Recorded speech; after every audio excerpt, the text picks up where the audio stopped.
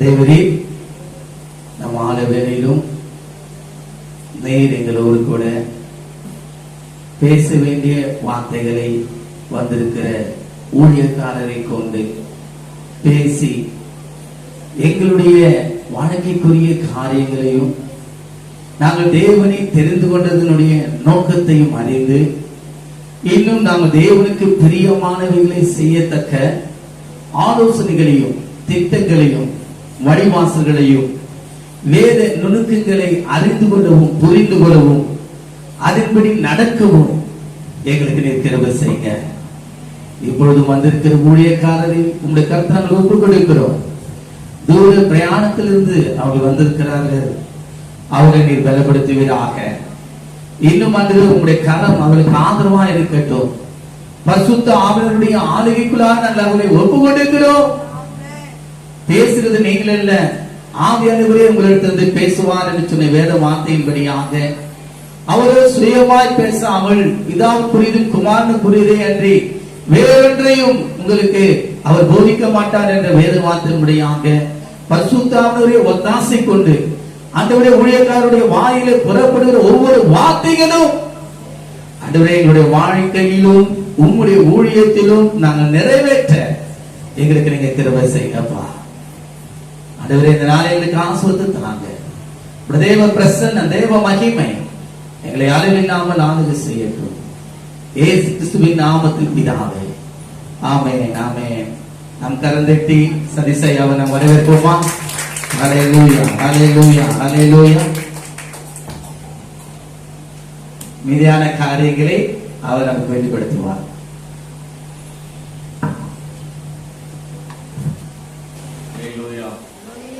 கர்த்தருடைய நாமம் ஈடுபடுவதாக. இந்த நாளை நேரத்தில் வந்திருக்கிறவர்கள் ஒவ்வொருவரையும் இயேசுவின் நாமத்தினாலே வாழ்த்து வரவேற்கிறேன்.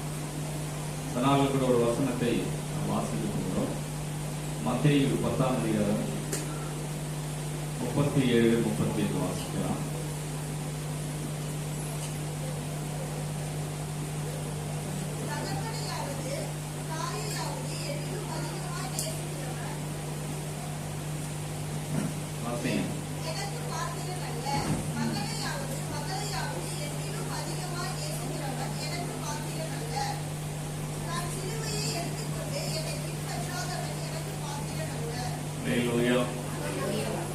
எதுக்கு வந்திருக்கிறீங்க தெரியுமா? சொன்னாரா பாஸ்டர்? ஏன்னா வழக்கமா நம்ம வந்து இந்த மீட்டிங்லாம் உட்காந்து அப்படியே அதுலயே நம்ம பழகிருக்கோம். வந்து நாம் ஒரு டீச்சிங், ஒரு பயிற்சிக்கு நேராக நாம் கடந்து செல்ல போகிறோம். இந்த வசனம் நாம் வாசிக்கும் போது ஆண்டவர் அந்த இடத்துல குறிப்பிட்டு ஒரு வார்த்தையை சொல்லுகிறார், எண்ணிலும் அதிகமாய். அந்த வார்த்தையை நீங்க நோட் பண்ணிக்கணும். அடுத்து ஒரு வார்த்தையை நீங்க நோட் பண்ண என்ன அப்படின்னா, பாத்திரன் அல்ல. அப்ப இரண்டு காரியத்தை நாம் இங்கே பார்க்கிறோம். ஒன்று, கடவுளை விட நாம் எதையெல்லாம் அதிகமாய் நேசிக்கக்கூடியவர்களாக நாம் இருக்கிறோமோ, அல்லது கடவுளுக்கு நாம் கொடுக்க வேண்டிய முக்கியத்துவத்தை விட்டுவிட்டு மற்ற காரியத்திற்கு நாம் முக்கியத்துவத்தை கொடுப்போம் என்று சொன்னால் நாம் அவருக்கு பாத்திரர்கள் அல்ல. இன்னும் புரிஞ்சுக்கிற மாதிரி சொல்லணும் அப்படின்னா, நாம கிறிஸ்தவர்களே கிடையாது, நாம விசுவாசியே கிடையாது. நீங்க மாரநாதா சபையா இருந்தாலும் சரி, இல்ல நீங்க வந்து சிஎஸ்சி சபையாக இருந்தாலும் சரி, ஆண்டவராகிய இயேசு கிறிஸ்து கிறிஸ்துவர்களுக்கு என்று ஒரு வரமுறையை வைத்திருக்கிறார். கிறிஸ்துவல் என்று சொல்வதை விட வேதத்தை வாசிக்கின்ற, இயேசுவை சொந்த ரட்சகராக ஏற்றுக்கொண்டிருக்கின்ற, ஞானஸ்தானம் பெற்றிருக்கின்ற, நான் ஆண்டவரை மட்டுமே ஆராதிக்கக்கூடிய ஒரு மனிதன் அல்லது ஒரு மனுஷி என்று யாரெல்லாம் சொல்லுகிறார்களோ அவர்களுக்கு என்று ஒரு வரைமுறையை வைத்திருக்கிறார். இஷ்டம் போல வாழ முடியாது. 4 விதமான கிறிஸ்துவர்கள் இருப்பதாய் சொல்லப்படுகிறது. முதல் குரூப் எப்படிப்பட்டவங்கன்னா, இன்ட்ரடியூஸ் லெவல், அறிமுக நிலையில் இருப்பாங்க. இவங்க யாரு அப்படின்னு சொன்னா, ஞாயிற்றுக்கிழமை கிறிஸ்துவம், சண்டே கிறிஸ்டின். கேள்விப்பட்டிருக்கீங்களா? ஞாயிற்றுக்கிழமை மட்டும்தான் அவங்க கிறிஸ்துவங்களாவே இருப்பாங்க. மற்ற நாள் யூதாஸ் வேலையை தான் செஞ்சுட்டு இருப்பாங்க. சண்டே மட்டும்தான் அப்படியே உணர்ச்சி வசத்துல பொங்கி எழுவாங்க. ஆலயத்துக்கு போகணும், ஆராதனை பண்ணணும், அபிஷேகத்தில் நிறையணும், பைபிளை வாசிக்கணும். இதெல்லாம் என்னைக்குதான் மைண்ட்ல உருவாகும். இதுதான் அறிமுகத்தில் அந்த ஒரு ஆரம்ப நிலையிலே இருக்கக்கூடியவர்கள். இவர்கள் யார் என்றால் ஆரம்ப நிலை கிறிஸ்தவர்கள். கடைசி வரைக்கும் வளர்ச்சி இல்லாமல், கனி இல்லாமல் செத்தே போயிடுவாங்க. ஆனா இவங்களுக்கு பாஸ்டர் என்ன ஜெபம் ஒண்ணு தெரியுமா? நல்ல போராட்டத்தை போராடினேன். எங்க ஓடுன, எங்க போராடின சொல்லு. ஞாயிற்றுக்கிழமை வந்து உன் பெஞ்சை பிடிச்சி அங்கே உக்காந்து அதே இடத்துல கடைசி வரைக்கும் வாழ்ந்து கடைசியா செத்து போயிட்ட. உனக்கு நல்ல போராட்டத்தை போராட்டம் ஜெபம் பண்ணுமா? இப்படிப்பட்ட நிலையில் இருப்பவர்கள் ஆரம்ப நிலை. அவங்க அதை விட்டு என்ன பண்ண மாட்டாங்க, தாண்ட மாட்டாங்க. கிறிஸ்துமஸ்ல பிரியாணி கொடுக்கறது, கிறிஸ்துமஸ் ஆயிடுச்சுன்னா என்ன பண்ணிடுறது, பண்டிகை கிறிஸ்தவர்களாக மாறுவது. இதெல்லாம் தான் இன்ட்ரோடியூஸ் லெவல். இது மட்டும்தான் இவங்க இதை தாண்ட மாட்டாங்க. புரோகிராம் கிறிஸ்டியன்ஸ், நிகழ்ச்சிகளுக்கு மட்டும் பங்கு பெறுவது. தெருவில் ஒரு நோட்டீஸ் ஒட்டக்கூடாது, ஒரு வால் போஸ்ட் ஒட்டக்கூடாது. அபிஷேக ஆராதனை, தீர்க்க தரிசனம் பெறுவலான்னா போய் முக்காடு போட்டு அங்க உட்காந்துறது. இதெல்லாம் அடிப்படையில ஒரு தேக்க நிலையில கடைசி வரை இப்படிதான் இருப்பாங்க. எந்த வளர்ச்சி இருக்காது, ஆண்டவருக்கு பிரயோஜனம் இருக்காது, சபைக்கு பிரயோஜனம் இருக்காது, தனிப்பட்ட வாழ்க்கையிலே பிரயோஜனம் இருக்காது. ஆண்டவர் எதிர்பார்க்கின்ற வாழ்வை வாழ முடியாத கிறிஸ்தவர்கள். இரண்டாவது ஒரு குழு இருக்கிறார்கள், intellectual R information level. Intellectual என்று சொல்லும்போது இவர்களுக்கு இயேசுவை பற்றிய அறிவு, தகவல் மட்டும்தான் தெரியும். பைபிள் எந்த வசனத்தை கேட்டாலும் உடனே என்ன பண்ணிடுவாங்க, சொல்லிடுவாங்க. நீங்க வசனம் சொல்றதுக்கு முன்னாடி புரட்டுவாங்க. உடனே என்ன பண்ணுவாங்க, அப்படி வசனத்தை படிப்பாங்க. நாலேஜ் இருக்கும், அறிவு இருக்கும். நிறைய புத்தகத்தை வாசிப்பது, பைபிள் ரிலேட்டட் புக்ஸ் வாசிப்பது, தகவல்கள் தெரிந்து வைத்திருப்பது. இயேசுநாதருடைய இயேசு கிறிஸ்து அவர் சிலுவையிலே தொங்கினார, அந்த சிலுவையினுடைய எடை அளவு எவ்வளவு தெரியுமா? யாருக்கா தெரியுமா? இன்டலெக்சுவல் லெவல் இங்க இல்ல. 150 கிலோ என்று சொல்லுகிறார்கள். இப்படி அந்த அளவு எவ்வளவு, நோவாவின் பேழையின் நீளம் எவ்வளவு, இப்படி பல அறிவுகள், தகவல்கள் மட்டுமே அறிந்த கிறிஸ்தவர்கள் திருச்சபையில் இருக்கிறார்கள்.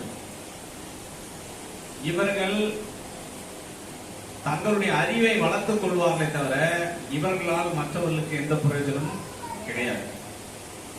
மூன்றாவது ஒரு குழு இருக்கிறார். இவங்க யாருன்னா எமோஷனல் லெவல், உணர்ச்சி வச குரூப். எல்லா இடத்துலயும் இருப்பாங்க. 3 பாட்டு பாடின உடனே அந்நிய பாஷை வந்துடும். அந்த எமோஷனல் என்ன பண்றது, எப்ப பாரு அந்த பரவச நிலையில இருக்கிறது. நல்லா புரிஞ்சுங்க. அப்போஸ்தலர் 2ஆம் அதிகாரத்திலே பரிசுத்த ஆவியானவர் ஊற்றப்பட்ட பிறகு ஆண்டவருடைய அபிஷேகத்தை பெற்றவர்கள் அந்த அந்நிய பாஷை பேசி அந்த உணர்ச்சி வசத்திலேயே தங்கள் வாழ்க்கையை கழித்து விடவில்லை. அவர்கள் புறப்பட்டு சென்றார்கள். அபிஷேகம் அல்லது ஆண்டவர் கொடுக்கின்ற பரிசுத்தாவின் நிறைவு என்பது நாம் புறப்பட்டு செல்வதற்காக தானே தவிர நாம் ஒரு இடத்திலே உட்கார்ந்து நம்முடைய உணர்ச்சி வசத்தை வெளிப்படுத்துவது அல்ல. இங்க இருந்து அங்க போறது, அங்க இருந்து இங்க வர்றது கிடையாது. அல்லது போட்டி போட்டுக்கிட்டு நாம் அந்நிய பாஷை பேசுவதற்காக ஆண்டவர் அந்நிய பாஷையின் வரத்தை கொடுக்கவில்லை. இந்த எமோஷனல் அநேக கிறிஸ்தவர்கள் இன்றைக்கு எப்படி இருக்கிறார்கள் என்று சொன்னால் உணர்ச்சி வசத்தில் வாழுகிறார்கள். நானே இப்ப அந்நிய பாஷையை பேசி தீர்க்க தரிசனம் சொன்னா உடனே எல்லாரும் கை தட்ட ஆரம்பிச்சு. நான் இப்படி பேசுறதுனால நிறைய பேர் யோசிப்பாங்க, இவர் ஆவியில் இருக்கிறாரா ஆவி இல்லாம இருக்கிறாரா? 25 ஆண்டுகளாக ஆண்டோடைய ஊழியத்தை நான் செய்து வருகிறேன். ஒருவேளை என்கிட்ட ஆவி இல்லைன்னா ஆண்டவர் அப்படியே துரத்திருப்பாரு. குறிப்பாக போதகர்களுக்கு பயிற்சி கொடுக்குறார், பாஸ்டர்ஸுக்கு டீச்சிங் பண்றாங்க. ஆண்டவர் அப்படிப்பட்ட ஒரு கிருபை வரத்தை ஆண்டவர் கொடுத்திருக்கிறார். ஒரு ஸ்தாபனத்திலே தமிழ்நாடு அளவிலே ஒரு தலைமைத்துவ பொறுப்பில் ஆண்டவர் வைத்திருக்கிறார். இதெல்லாம் பெருமைக்காக அல்ல. நான் சொல்ல வருகின்ற செய்தி என்னவென்று சொன்னால், இந்த உலகம் கேடு நிறைந்த உலகமாக மாறிக்கொண்டிருக்கிறது. நாம் சிந்தனைக்கு எட்டாத அல்லது நாம் நினைத்து பார்க்க முடியாத சூழல் இந்த உலகத்தில் பெருகிக் கொண்டிருக்கிறது. கடந்த வாரத்தில் எங்கள் பகுதியில 2 பெண்களுக்கு டிசி கொடுத்தாங்க. எதுக்கு அப்படின்னு சொன்னா, பொண்ணும் லவ் பண்றான். பொண்ணு என்ன பண்றாங்க, லவ் பண்றாங்க. இது விளையாட்டுக்கு சொல்ல, உண்மையாய் நடக்கின்ற நிகழ்வை சொல்லுகிற. நல்லா புரிஞ்சுங்க. கொஞ்சம் ஒரு நீங்க சிட்டியில இருக்கிறீங்க, நான் ஒரு விஷயத்த சொல்றேன். ஊழியம் என்பது இன்னைக்கு ஏதோ நாம செய்து, அதாவது இயேசுவை பத்தி சொல்வதோ இன்னைக்கு ஏதோ செஞ்சு இன்னையோட முடிய போறது கிடையாது. எதிர்காலத்தை நோக்கி நாம் ஊழியம் செய்ய வேண்டும். எதிர்கால தலைமுறைகளை எதிர்பார்த்து அந்த தலைமுறைகள் பரிசுத்தமாக்கப்பட, கடவுளுக்குள்ளாக நடத்தப்பட நாம் ஊழியம் செய்ய வேண்டும். அப்படி என்றால் இன்றைய சமுதாயத்தில் எதிர்காலத்தில் வரக்கூடிய பாவங்கள் என்ன என்று நாம் இன்றைக்கு கணக்கு போட்டு பார்த்தால், இனிவரும் நாட்களிலே ஆண்கள் பெண்கள் திருமணம் செய்யக்கூடிய அவலங்கள் அநேகம் பெருகிக் கொண்டே வரப்போகிறது. இந்த அசுத்தமான இந்த உலகத்திலிருந்து பரிசுத்தமுள்ள ஒரு சன்னதியை உருவாக்கக்கூடிய மிகப்பெரிய பொறுப்பு திருச்சபைக்கு உண்டு. அரசாங்கம் இதை செய்ய மாட்டார். இதையெல்லாம் எந்த சட்டமும் மாற்ற முடியாது. சட்டமே கொண்டு வந்து விட்டார். இப்படி செய்யலாம் என்று ஒரு சட்டமே கொண்டு வந்து விட்டது. வெளிநாடுகளிலே இதற்கென்று நகரங்களை உருவாக்கி வைத்திருக்கிறார். அந்த நகரங்களிலே அவர்கள் மட்டும்தான் வசிக்க முடியும். திருமணமான கணவன் மனைவி அந்த நகரங்களில் சென்று வசிக்க முடியாது. அவர்களுக்கு என்று தனி பிரதிநிதித்துவம் கொடுக்கப்பட்டிருக்கிறது. இன்னும் சொல்ல போனா இன்டர்நேஷனல் லெவல்ல எங்கே நாம் ஒரு வேலை வாய்ப்பை ஏற்படுத்தினாலும் LGBTQ என்ற சமுதாயத்தை சார்ந்தவர்களுக்கு ஒரு சதவீதத்தை கொடுக்க வேண்டும் என்று சட்டமே உருவாக்கிவிட்டது. நான் சொல்றது புரியுதா உங்களுக்கு? நாம் ஏதோ இங்க வந்து இவரை காப்பாற்றுறதுக்காக யாருக்கு சர்ச்சைக்கு வரணும், ஐயா பாவம் அப்படி கிடையாது. சபை என்பது இந்த உலகத்தின் எதிர்காலத்தை மாற்றக்கூடிய வல்லமை ஆண்டவர் சபையை மட்டும்தான் கொடுத்திருக்கிறார். அதனால ஆண்டவர் சொன்னார், இந்த கல்லின் மேல் சபையை கட்டுவேன், பாதாளத்தின் வாசல்கள் அதை மேற்கொள்ள முடியாது என்று சொன்னார். அப்படிப்பட்ட ஒரு பெரிய பொறுப்பை ஆண்டவர் கொடுத்திருக்கிறார். 4வது நிலையில் இருப்பவர்கள் தான் இன்டிமேட் லெவல். இந்த இன்டிமேட் லெவல் என்பது என்னவென்று சொன்னால், இயேசுவுக்காக எதையும் செய்ய துணிந்தவர்கள். இன்ட்ரோடியூஸ் லெவல் தொடக்க நிலையில் இருப்பவங்க. இன்டலெக்சுவல் லெவல் தகவல் மட்டுமே தெரிந்தவர்கள். எமோஷனல் லெவல் உணர்ச்சி வசப்படக்கூடியவர்கள். இவர்களை தேடி இயேசு வரவில்லை. இயேசுக்கு யார் தேவை என்று சொன்னால், இயேசுக்காக எதையும் செய்ய நீ தயாரா? உன்னை தேடிதான் ஆண்டவர் வரணும். உன்னை கொண்டுதான் இந்த உலகத்தை மாற்ற முடியும். இந்த உலகத்தின் சரித்திரத்தையே மாற்றி அமைக்கக்கூடிய வல்லமை அவர்கிட்ட மட்டும்தான் இருக்கு. எப்பேற்பட்ட இருளின் ஆதிக்கங்கள் அல்லது எவ்வளவு பெரிய விஞ்ஞானிகள் அல்லது அறிவு பெருந்தவர்கள் எவ்வளவு பெரிய திட்டத்தை போட்டாலும் ஆண்டவராகிய இயேசு கிறிஸ்து நமக்கு ஒரு அபிஷேகத்தை கொடுத்திருக்கிறார். அந்த திட்டங்களை எல்லாம் அவமாக்கி இந்த சமுதாயத்தை தேவனுடைய ராஜ்யத்திற்கு நேராக திருப்பக்கூடிய ஒரு மிகப்பெரிய பராக்கிரமசாலிகளாக நம்மை ஆண்டவர் வைத்திருக்கிறார். அல்லேலூயா. ஆகவேதான் நாம் இந்த 4வது நிலையில் இருக்கக்கூடியவர்களாக நாம் காணப்பட வேண்டும். இயேசுக்காக எதையும் செய்ய துணிந்தவர்கள் இன்றைக்கு தேவைப்படுகிறார். அப்போஸ்தலனாகிய பவுல் விதமாய் குறிப்பிடுகிறார். பிலிப்பியர் 3ஆம் அதிகாரம் 11வது வசனத்தை வாசிக்கலாம். பிலிப்பியர் 3ஆம் அதிகாரம் 11வது வசனம். அவருக்காக எல்லாவற்றையும் நஷ்டமென்று விட்டு குப்பையுமாக எண்ணுகிறேன். அவருக்காக எல்லாவற்றையும் நஷ்டமும் குப்பையுமாக எண்ணுகிறேன். இதை சொல்வதற்கு யாருக்காவது இங்க தைரியம் இருக்குதா? கொஞ்சம் கவனிங்க. பைபிள் பார்க்கலாம். இந்த வார்த்தை நான் கேட்கிற கேள்விக்கு பதில் சொல்லுங்க. இதை சொல்றதுக்கு யாருக்காவது திராணி இருக்குதா, தைரியம் இருக்குதா? நீ யோசிச்சு பாருங்க. ஆண்டவர் இந்த உலகத்திலே எதை செய்ய வேண்டும் என்று விரும்பினாரோ அதை கிறிஸ்தவர்கள் செய்யாமல், ஆனா ஜெபம் பண்றாங்களா, செய்யத்தக்கதை செய்யாமல் செய்யத்தகாததை நாங்கள் அப்படிதான் செய்து கொண்டிருக்கிறோம்.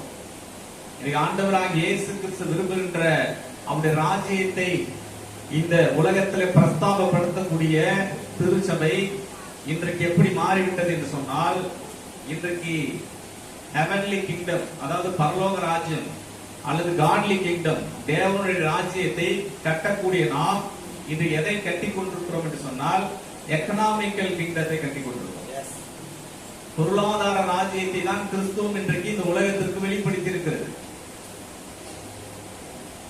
இன்றைக்கு இப்படி ஒரு சின்ன ஒரு சர்ச்சில் உட்கார்ந்து ஆராதனை பண்றதுக்கு நமக்கு ரொம்ப சில பேர் அப்படிலாம் யோசிக்கிறாங்க.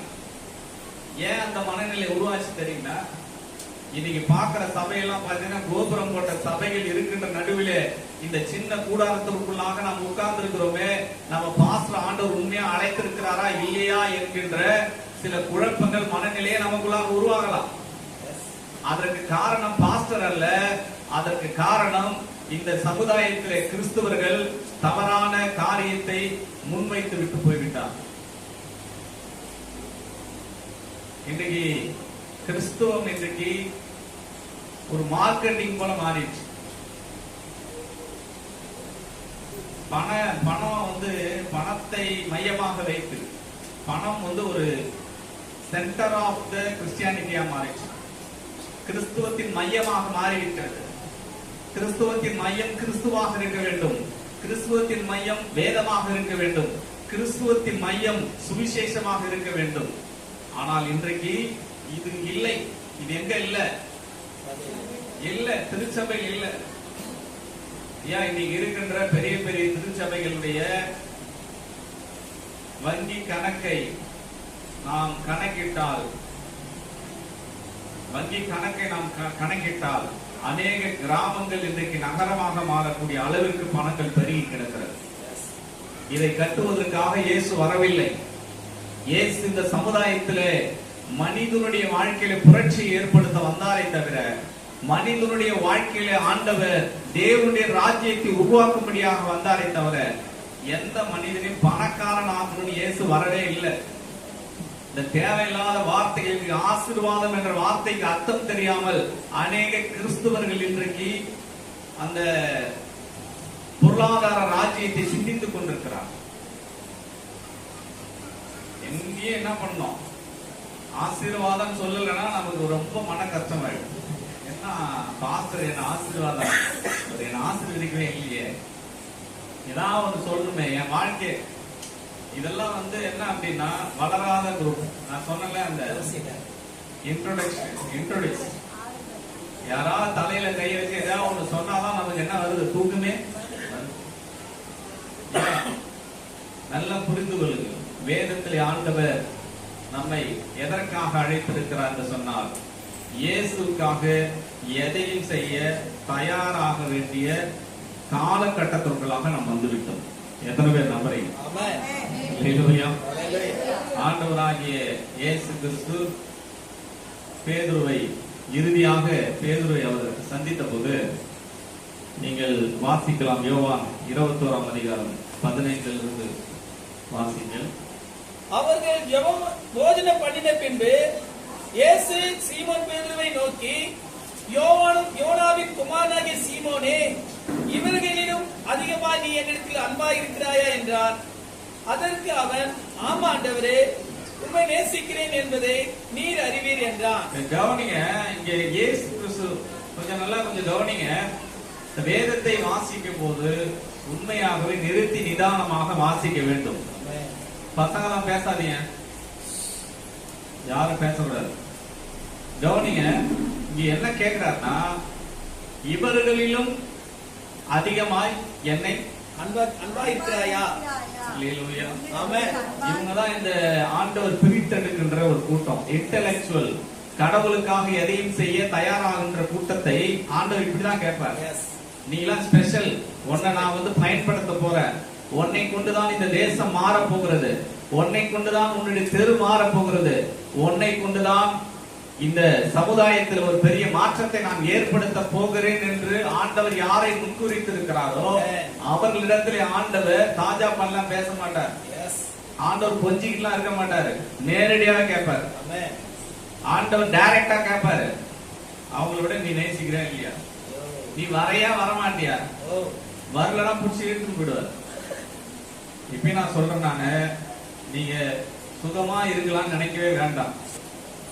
கிறிஸ்துவம் என்பது பெறுவது அல்ல, இழப்பது. கிறிஸ்துவம் என்பது பெறுவது அல்ல, இழப்பது. ஆண்டவரே நாங்க மேல பாக்குறதுக்கு கிடையாது.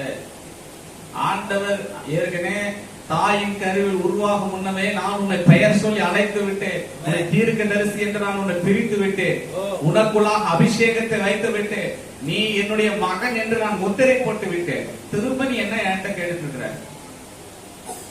சாவுக்கு ஏதுவானது ஒன்றும் உங்களை சேதப்படுத்தாது என்று ஆண்டவர் வேதத்திலே வாக்கு கொடுத்துக்கிறார். நம்ம பவரே நமக்கு தெரியுது கிடையாது நிறைய நேரத்தில்.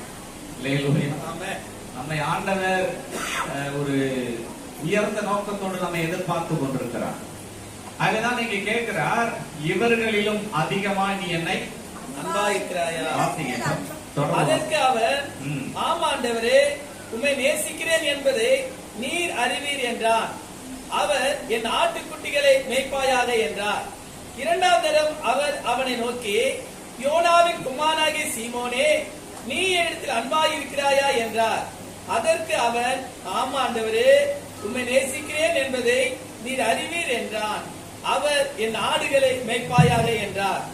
மூன்றாம் தரம் அவர் அவனை நோக்கி, யோனாவின் குமாரனாகிய சீமோனே, நீ என்னை நேசிக்கிறாயா என்றார்.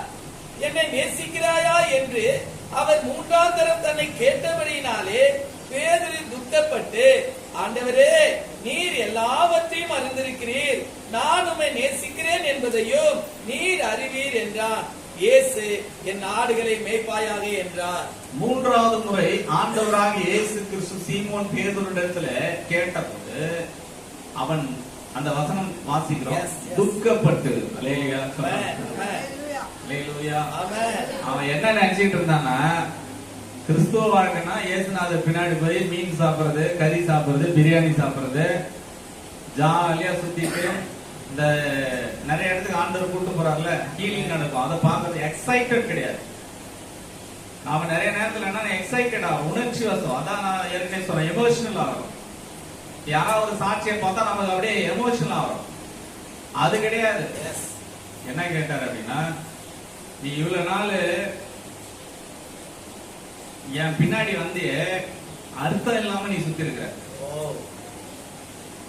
விலைக்கறிய ஒண்ணும் கொடுக்கல, நீ வந்ததெல்லாம் ஜாலி, உனக்கு ரொம்ப அப்படியே சந்தோஷம், உனக்கு வந்தா எல்லாம் கொடுக்கணும், நாமளே அப்படித்தானே இருக்கிறோம், நான் வாரம் எனக்கு ஏன் ஆண்டவர் கொடுக்க மாட்டேன்? அப்ப இவ்வளவு நாள் எப்படி சுத்திட்டு இருந்திருக்கிற, ஜாலியா சுத்திட்டு இருந்திருக்கிற, இப்ப ஆண்டவர் என்ன கேட்கிறாருன்னா, ஏண்டா 3 வருஷம் சுத்தன இல்ல, எனக்கு ஊழியம் செய்யும் ஒரு நாள் கூட உனக்கு எண்ணமே வரலையா? அப்படிதான் இந்த கொஸ்டின் கேட்கிறாரு. எப்படிதான் கேட்கிறாரு, 3 வருஷம் ஊழியம் செஞ்ச, இது என் கூட வந்த, ஒரு நாள் கூட உனக்கு சொரணையே வரலையா, புத்தி வரலையா? நல்லா புரிஞ்சீங்க. இந்த பன்றி இருக்குல்ல, அது எப்ப கடைசியா வானத்தை பார்க்கும்? கசாப்பு கடை கொண்டு போகும்போது தான். அநேக கிறிஸ்துவர்கள் கூட நீ அப்படிதான் வாழ்க்கையெல்லாம் கழிச்சிருது. கடைசியா சாவ போற நேரத்துல பைபிளை தூக்கி என்ன பண்ணோம்? கர்த்தருக்காக இப்பயே ஆண்டவர் நம்மளை கூப்பிடுறார். சாது சுந்தர் சிங் மிகப்பெரிய ஒரு ஊழியக்காரர். ஒரு முறை ஒரு வீட்டு ஜப கூட்டத்துல அவர் அந்த மக்களிடத்துல ஒரு மாம்பழத்தை கேட்டார், எனக்கு கொடுங்க சாப்பிடறதுக்கு சொல்லி. ஒரு தட்டும் மாம்பழத்தையும் கொடுத்திருக்கிறார். அவர் அந்த மக்களுக்கு முன்பாக அந்த மாம்பழத்தை தோலை சீவி அழகாக அதை ஒவ்வொரு ஸ்லைஸாக அவர் கட் பண்ணுகிறார்.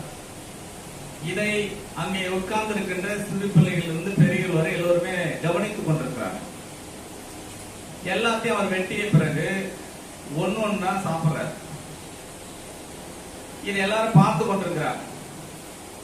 இறுதியாக எல்லாவற்றையும் சாப்பிட்டு முடித்த பிறகு மாம்பழம் மிகவும் அருமையாக இருந்தது, ரொம்ப டேஸ்டா இருந்தது, இனிப்பாக இருந்தது, ரொம்ப நன்றி என்று சொல்லிவிட்டு அந்த மாங்கொட்டையை எடுத்து கேட்டாராம், யார் இதை சாப்பிட விருப்பம் அப்படின்னு.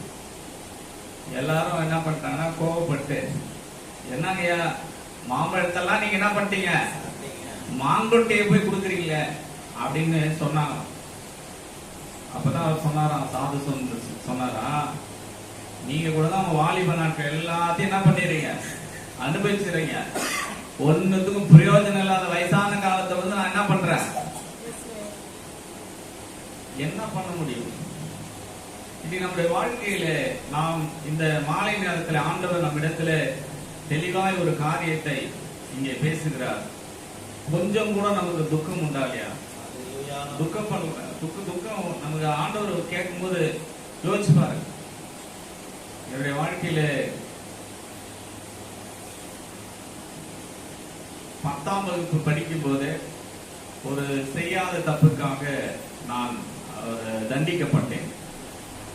அந்த நேரத்தில் என்னுடைய வாழ்க்கையில் ஒரு குறிக்கோளே என்னவாக இருந்தது என்று சொன்னால், ஒரு ரவுடி ஆகணும். என்னை யாரு வந்து தண்டிச்சாங்களோ அவங்களை என்ன பண்ணணும், கொலை பண்ணிடலாம் அப்படின்ற ஒரு மனநிலையோடு தான் சுத்தி கொண்டிருந்தேன். அப்படிப்பட்ட சூழ்நிலையிலே ஆண்டவராகிய இயேசு கிறிஸ்துவை பற்றி ஒரு நண்பருடைய குடும்பத்தின் மூலமாக நான் கேள்விப்பட்டேன்.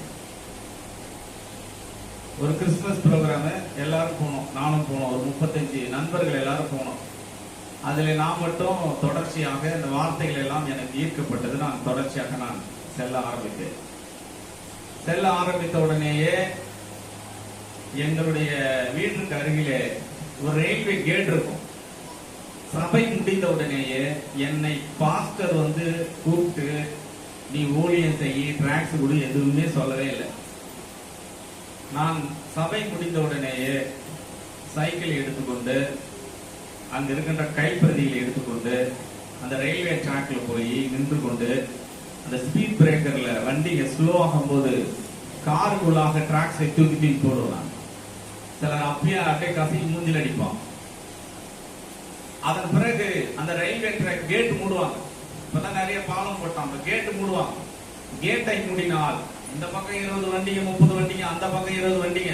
என் வேலை என்னன்னு சொன்னா, ஒவ்வொரு டிராக்ஸ் எடுத்துக்கொண்டு இந்த கேட்டை திறப்பதற்கு முன்பதாக, இந்த ட்ரெயின் கிராஸ் பண்ணுவதற்கு முன்பதாக இந்த பக்கத்துல இருக்கிற வண்டியும் அந்த பக்கத்துல இருக்கிற வண்டியை கவர் பண்ணும். இதுதான் என்னுடைய ஊழியமே இருந்தது. கொண்டு போய் டிராக்ஸ் கொடுத்துட்டு வரணும், இவ்வளவுதான் வந்துட்டு இருப்பேன். ஒரு நாள் எங்க பாஸ்டர் கேட்டாரு, அவரு இங்கதான் பக்கத்துல தான் இருந்தாரு, ஆவடி பக்கம் தான் இருந்தாரு, ஈசி ஒரு ரெவரண்ட் ஜெயபிரபு இறந்துட்டாரு. அவர் கேட்டாரு, நீ இப்படி சேரனா பைபிள் காலேஜ் படிக்கலாமே அப்படின்னு சொல்லி.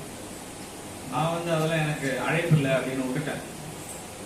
ஒரு நாள் என்ன செய்தேன் என்று சொன்னால், நான் வேலைக்காக ஒரு அப்ளிகேஷன் போடுறேன், பைபிள் காலேஜுக்காக அப்ளிகேஷன் போடுறேன். போடும்போது ஜெபம் பண்றேன், ரெண்டையும் வச்சு, ஆண்டவரே எது முன்னாடி வருதோ அதுக்கு நான் போயிடுவேன் அப்படின்னு. அனுப்பின உடனே 4வது நாளே பைபிள் காலேஜ்ல இருந்து வந்துச்சு. இல்லையா? அப்புறம் நான் எனக்கு வந்து இந்த அழைப்பு இதை பத்தி எனக்கு ஒண்ணுமே தெரியல. பைபிள் காலேஜ்ல போனவனே கேட்டாங்க, உனக்கு அழைப்பு பத்தி சொல்லுங்க சொல்லு. எனக்கு புரியவே இல்லை. புரியவே இல்லைன்னா, இல்ல எனக்கு ஏசுசாமியை பத்தி சொல்லணும், ஊழியம் செய்யணும், அவ்வளவுதான். அழைப்பை பத்தி எனக்கு தெரியாது அப்படின்னு நான் சொல்லிட்டேன். ஆனால் நான் 3வது ஆண்டு படிக்கும் போது நான் தான் காலேஜுக்கே லீடர். அல்லேலூயா. அல்லேலூயா. அழைப்புனா என்னன்னு தெரியாது. எனக்கு ஆசை இருந்தது, விருப்பம் இருந்தது. இயேசுக்காக எதாவது செய்யணுன்ற அந்த விருப்பம் தான் இருந்தது. இன்னும் சொல்ல போனா இந்த கிரீக் லாங்குவேஜ் யாருக்குமே புரியல. நாங்க படிச்ச அந்த வகுப்புல நாங்க ஒரு 10 பேர் இருந்தோம், 11 பேர் இருந்தோம் ஸ்டூடெண்ட்ஸ். கிரீக் லாங்குவேஜ் யாருக்குமே புரியல. நான் வந்து சீக்கிரமா அதை கத்துக்கிட்டேன். வாத்தியார் என்ன சொல்லிட்டாருன்னா, நீங்க எல்லாம் உங்களுக்கு வந்து நான் சொல்லி உங்க மண்டையில ஏற மாட்டது, சதீஷ் தான் உங்களுக்கு வாத்தியாரு, நீங்க எல்லாம் அவனுக்கு காசு கொடுத்துருங்க அப்படின்னு சொல்லிட்டு டியூஷன் மாஸ்டர் நாங்க மாத்திட்டாரு. அல்லேலூயா. இது எதற்காக நான் சொல்லுகிறேன் என்று சொன்னால், நமக்குள்ளாக இருக்கின்ற அந்த விருப்பம், அந்த வாஞ்சி ஆண்டவர் எதிர்பார்க்கிறார். ஒவ்வொரு வாரம் சபைக்கு வரும் போதெல்லாம் நமக்குள்ளாக, நம்ம மனசாட்சிக்குள்ளாக ஒரு கவலை, ஒரு துக்கம் இருக்கிற. என்னன்னு சொன்னா, ஊழியம் செய்யாம நான் இந்த இடத்துக்கு வந்து கால் வைக்கிறேன், இயேசுவை பத்தி சொல்லாம நான் இங்க வந்து உட்கார்றேன், ஒரு ஆத்மாவை கூட கொண்டு வராம நான் இந்த சபைக்கு வந்திருக்கிறேன், ஒருத்தரை கூட ஞானஸ்தானத்துக்கு எதுக்கும் நான் ஆயத்தப்படுத்தாம இந்த சபையில வந்து உட்கார்ந்து இருக்கிறேன். கவலை வருதா? வரமாட்டது. நம்ம கவலையெல்லாம் இன்னும் எப்ப ஆண்டவர் கார் கொடுப்பாரு, எப்ப மோர் கொடுப்பாரு, எப்ப எனக்கு அது. அதாவது மத்தேயு 6:33 வாசிப்போம். முதலாவது தேவனுடைய ராஜ்யத்தையும் அவருடைய நீதியையும் தேடுங்கள், அப்பொழுது இவைகள் எல்லாம் உங்களுக்கு கூட கொடுக்கப்படும். அல்லேலூயா. முதலாவது தேவனுடைய ராஜ்யத்தையும் அவருடைய நீதியும் தேடுங்கள், அப்போது எவைகள் எல்லாம். ஐயா, நாம என்ன செய்யணுமோ அதை செஞ்சோம்னா நமக்கு தேவையானதான் ஆண்டவர் கொடுப்பார். நான் ஊழியத்திற்கு நான் துவங்கிய போது, நான் ஊழியம் செய்ய ஆரம்பிக்கும் போது கொஞ்சம் கவனித்துக் கொள்ளுங்கள், நாங்க ஒரு கடைக்குள்ளாரதான் வாடகைக்கிறோம். 6 மாசம் ஒரு ஷட்டர் திறந்து உள்ள போகணும். டாய்லெட் பாத்ரூம் கிடையாது. அந்த ஹவுஸ் ஓனர்கிட்ட கேட்கிறேன் நான், ஐயா பாத்ரூம் டாய்லெட்லாம் இல்லையே அப்படின்னு. ஐயா எதிரில் இருக்கிறது எல்லாம் பாத்ரூம்லாம் கிடையாது, எல்லாம் வெளியில தான் அமைத்தார். அந்த ஊர் வந்து எரிகோ கோட்டை என்று சொல்லுவார்கள். அங்கே கிறிஸ்தவர்களுக்கு, இஸ்லாமியர்களுக்கு வீடு கொடுக்க மாட்டாங்க. மலை பாம்புகள் நிறைந்த ஒரு இடம். அப்படிப்பட்ட இடத்தில் தான் நான் தங்க ஆரம்பித்தேன். 6 மாதம் எங்களுக்கு எந்த இதுவும் அவங்க ஹெல்ப் பண்ணல. என்னுடைய சாட்சிகளை எல்லாம் பார்த்தார்கள், என் ஊழியங்களை பார்த்தார்கள். ஒரு கிறிஸ்துமஸ் ப்ரோக்ராம் வந்தது. அந்த கிறிஸ்துமஸ் ப்ரோக்ராம்ல ஹவுஸ் ஓனரை வைத்து ஏழைகளுக்கு புடவை, கேக் இதெல்லாம் கொடுத்தோம். இதை அவர்கள் கொடுக்கும்போது அன்னைக்குதான் அவங்க எங்களை பத்தி உணர்ந்தாங்க. நம்ம பிள்ளைகளே நம்மளை மதிக்க மாட்டாங்க, யாரோ தெரியல இந்த பிள்ளைங்க நம்மளை வச்சு கொடுத்துருக்காங்களேன்னு சொல்லி. அன்னைக்கு அவங்க வீடு பெரியாதான் இருந்துச்சு, வீடு கொடுக்கல. மேல வீடு இருக்குது, வீடு கூட்டி தான் கிடக்குது. ஆனா நாங்க இருந்ததெல்லாம் ஒரு சின்ன கடையில தான் இருந்தோம், ஷட்டருக்குள்ளாக தான் இருந்தோம். என்னைக்கு நாங்கள் அவங்கள வச்சு கொடுத்தோமோ அன்னைக்கே அவங்க சாவியை கொடுத்தாங்க. இனிமேல நீங்க இங்க தங்குறவங்க கிடையாது, நீங்க வீட்டுல தான் தங்கணும்னு சொல்லி அவர்கள் எங்களை தங்க வைத்தாங்க. அல்லேலூயா. என்னைக்கு நாம கடவுளுக்காக நாம் இறக்க நம்மை ஒப்பு கொடுக்கிறோமோ, கடவுளுக்காக ஊழியம் செய்ய நாம் அர்ப்பணிக்கிறோமோ, நமக்கு என்ன தேவையோ எல்லாத்தையும் ஆண்டவர் என்ன பண்ணுவாரு, ஒரு தண்ணி கவனிங்க. ஆண்டவராக இயேசு கிறிஸ்து இந்த பூமியில நம்மை உருவாக்கியதற்கு ஒரு நோக்கம் உண்டு.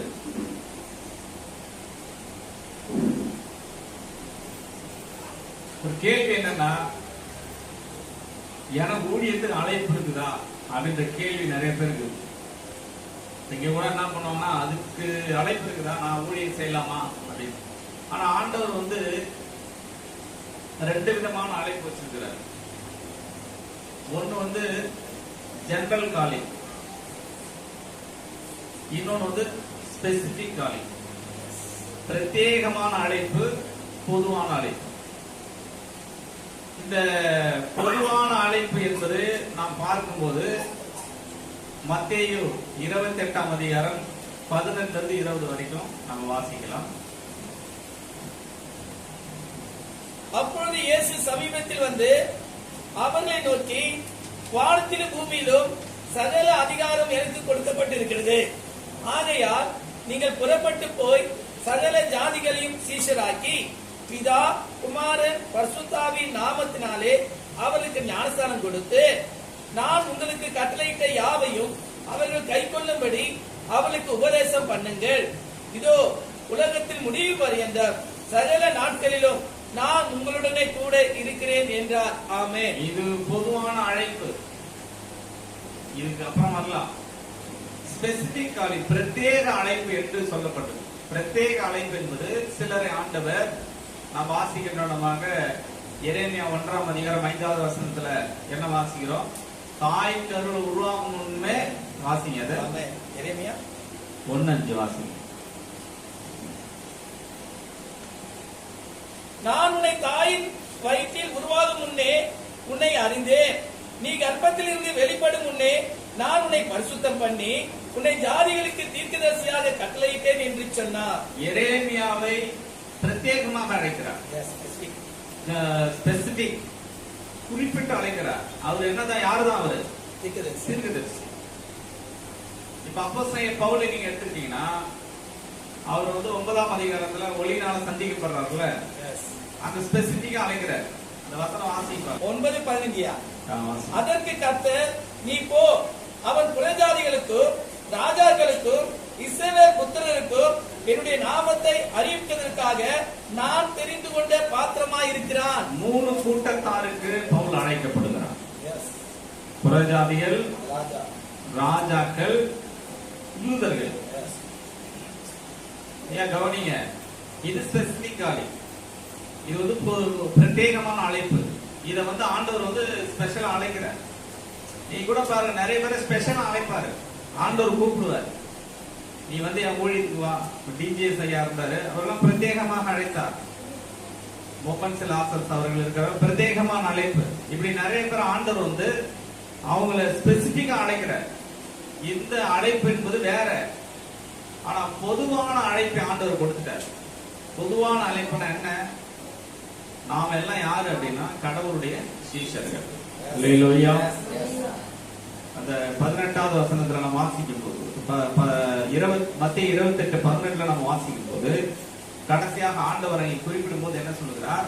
நம்ம எல்லாம் ஆண்டவர் என்னன்னு சொல்றாருன்னா சீஷர்கள் என்று அழைக்கிறார். இதான் பொது ஜெனரல் காலிங், எல்லாருக்கும் உரிய காலிங். பைபிள் எவ்வளவு முறை இருக்குது சீஷர்கள் என்ற வார்த்தை?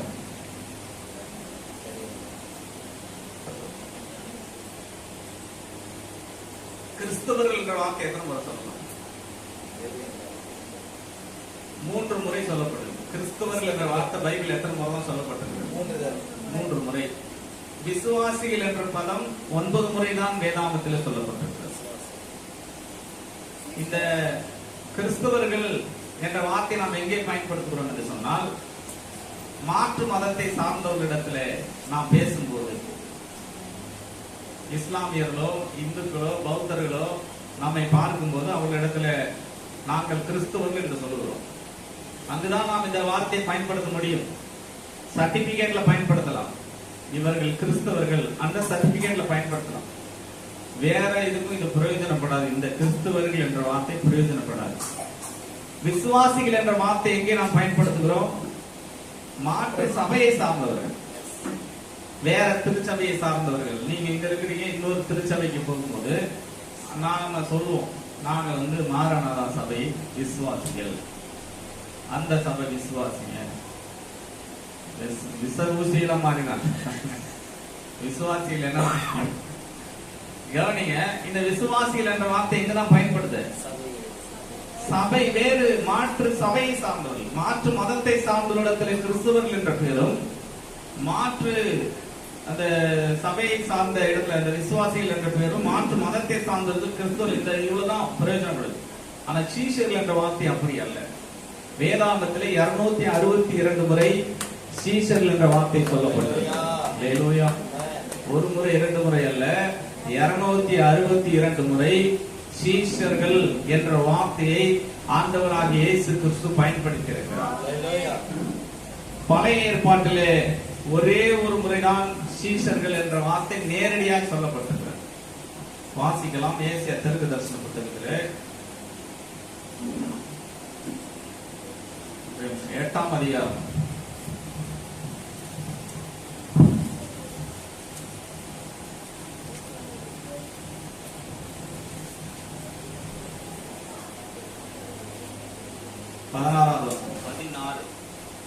சாட்சி ஆகமத்தை கட்டி என் சீசருக்குள்ளே வேதத்தை முத்திரையிடு என்றார். இங்க மட்டும் சொல்லப்பட்டிருக்கிறது.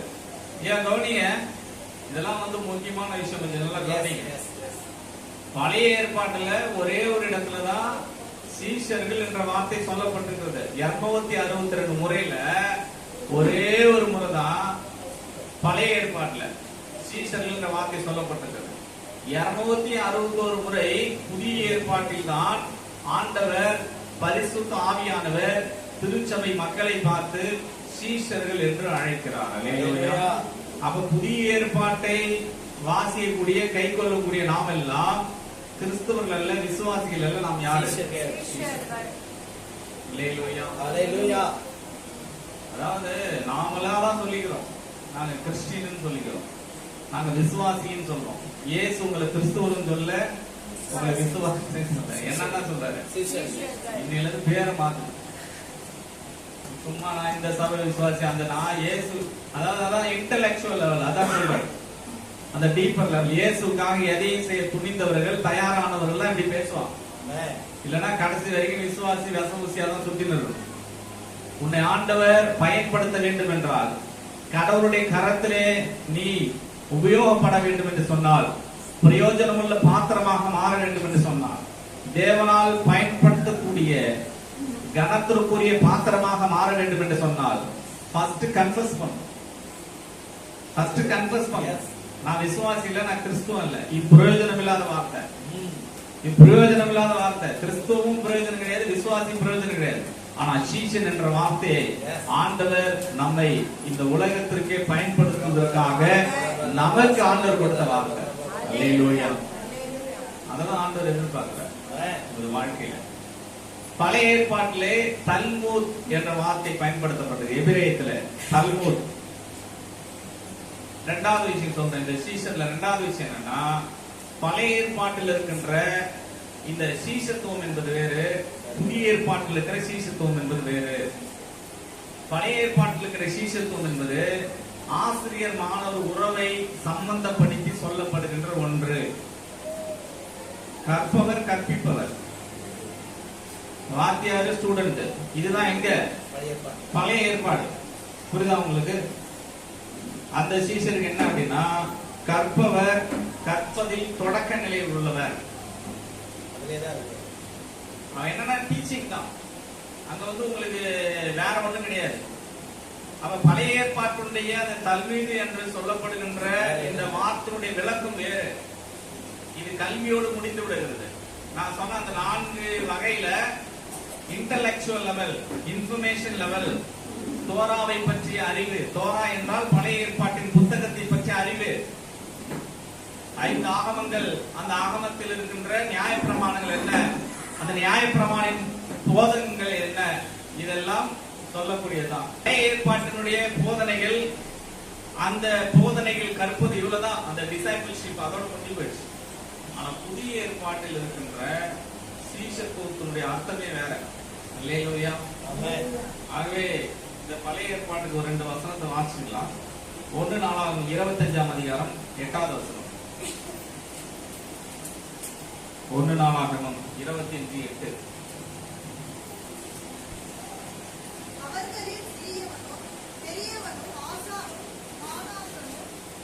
ஆசானும் மாணாக்கனும் இருக்கு சொல்லப்படுதுல. இதான் தல்மீத் என்ற வார்த்தையினுடைய ரெஃபரன்ஸ் வார்த்தை. நான் சொன்னதுக்கு ரெஃபரன்ஸ்.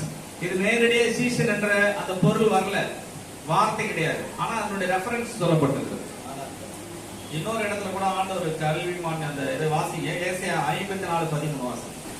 உன் பிள்ளைகள் எல்லாரும் கர்த்தரால் போதிக்கப்பட்டிருப்பார்கள். கர்த்தரால் போதிக்கப்பட்டிருப்பார்கள். இந்த வார்த்தை வந்து அந்த தல்மீத் என்ற வசனத்தை அந்த வார்த்தைக்கு ரெஃபரன்ஸ் என்று சொல்லப்படுது. போதிக்கப்பட்டிருப்பார்கள் அப்படின்னா அது டீச்சிங் தான். ஸ்டூடெண்ட்ஸ் டீச்சர்ஸ் அந்த மாதிரியான ஒரு கான்செப்ட்ல அந்த ஒரு கருத்திலே சொல்லப்படுகின்ற ஒன்று. ஆனால் புதிய ஏற்பாட்டிலே சொல்லப்பட்ட இந்த சீஷன் என்ற வார்த்தைக்கு 2-3 அர்த்தம் இருக்கு. 2 அர்த்தம் இருக்கு. சொல்ற முதல்ல மத்தேஸ் என்ற வார்த்தை சொல்லப்படுது. மத்தேஸ் கிரேக்கத்துல MATHETES மத்தேஸ் அப்படின்னா என்ன அப்படின்னா மத்தேஸ் இந்த வார்த்தையில் தான் மேத்தமெட்டிக்ஸ் என்ற வார்த்தை உருவானது. மேத்தமெட்டிக்ஸ் இருக்குல்ல, கணக்கு, இந்த கணக்கு உருவாச்சு. இந்த கணக்கு போடணும்னா என்ன வேணும்? கணக்கு போன ஸ்டூடெண்ட் சொல்லுங்க, கணக்கு போனா என்ன வேணும்? நம்பர். நீங்க சொல்லு, கணக்கு போனா என்ன வேணும்? மேக்ஸ் போடனா